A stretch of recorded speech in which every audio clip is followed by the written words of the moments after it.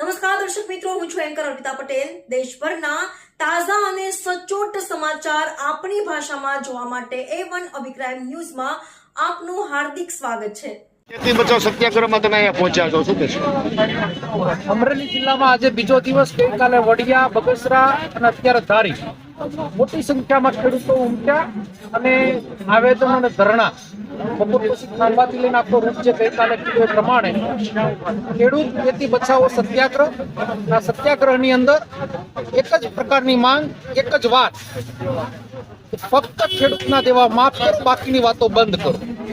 ખેડૂતના જેવા માફ થશે તો હું મુખ્યમંત્રીશ્રીનું અમરેલી જિલ્લામાં સન્માન કાર્યક્રમ રાખીશ। ભારતીય જનતા પાર્ટીના ધારાસભ્યોનો દેવા માફી થશે તો હું સન્માન કાર્યક્રમ રાખીશ। ભાજપના લોકો મારફત એક સંદેશો આપવા માંગુ છું કે તમે તમારા સરકારની અંદર કે આપણી સરકારમાં રજૂઆત કરો।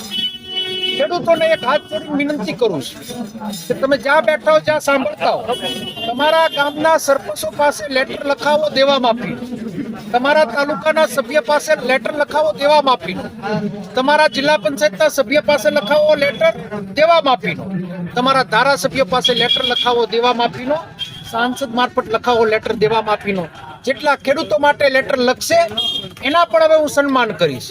ગઈકાલે મેં વાત કરી એ પ્રમાણે કે બિન રાજકીય, ફક્ત ખેડૂત સિવાયની બીજી કોઈ વાત નહીં, ખેડૂતનું હિત થાય એ જ અમારો ધ્યેય છે। નાના ભાગરૂપે આજે અમે બીજા દિવસે ખૂબ મજબૂતાઈથી આગળ કાર્યક્રમ અમરેલી જિલ્લા કોંગ્રેસ સમિતિ, ધારી તાલુકા કોંગ્રેસ સમિતિ દ્વારા સમગ્ર જિલ્લાની અંદર ખેતી બચાવો સત્યાગ્રહ અંતર્ગત આજે ધારીના પાદરમાં અમે 2 કલાક પ્રતિ ધરણા કર્યા। આખાઈ ધારી તાલુકાના ગામમાંથી ખેડૂત આગેવાનોએ આવી અને જે કમોસમી માવઠાના કારણે નુકસાન થયું છે એની વ્યથા ખેડૂતોને સાંભળ્યા પછી એ વાત ઉડીને સામે આવી છે કે આજ કપાસ અને શેરડીના મૂળ પાક પકવતા ધારી તાલુકો જિલ્લાના ખેડૂતો 1 વીઘો કપાસની જણસ લેવી હોય તો વીઘે 3400 રૂપિયા ખેડનો ખર્ચો થાય, ખાતર બિયારણના 3570 જાય, દવા અને ફૂગનાશકના 2000 થાય, મજૂરીમાં 2900 ખર્ચાય, અન્ય ખર્ચો 6500 મળીએ તો 1 વીઘા કપાસમાં 18370 ખર્ચો કરી શકાય। એ જ રીતે સરેરાશ સારા ઉત્પાદનની આશા હતી, 1 વીઘે 20 મણ કપાસનું ઉત્પાદન ગણીએ તો 31,640 રૂપિયો ટેકાના ભાવ મુજબ કિંમત થાય।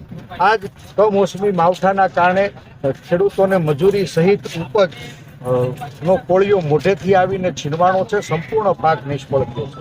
ગામથી આવું છું, ખેડૂત ખાતેદાર અરવિંદભાઈ ગંગાસભાઈ રંગપરિયા।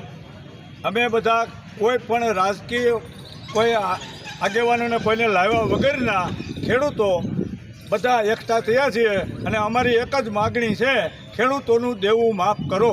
આ જે સરકાર અત્યારે જે અમને આપવા આવી રહી છે એમાં કાંઈ વળે એમ નથી, ખાલી તાલપત્રીના પૈસા થાય એમ છે। અમારો ઘાસચારો બધો પલળી ગયો છે, અમારે પશુપાલનનું કેવી રીતે ગુજરાન ચલાવવું, અમારું ગુજરાન કેવી રીતે ચલાવવું, આ બધા પ્રશ્નોને લઈને અમે સરકારને રજૂઆત કરવા માટે બધા આવ્યા છીએ।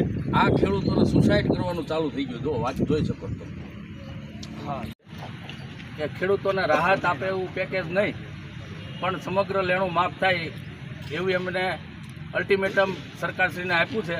ત્યાં સુધીમાં જો કંઈ સમાચાર નહીં મળે તો 10 તારીખે એ ઉગ્ર આંદોલન તરફ જઈ રહ્યા, કોઈ આવેદન નહીં, આમરણ રાત ઉપવાસ ઉપર એ બેસવાના છે એવી એમણે જાહેરાત કરી છે અને અમે એમને પૂરો સપોર્ટ કરી છે, જૂનાગઢ ખાતે બેસવાના છે।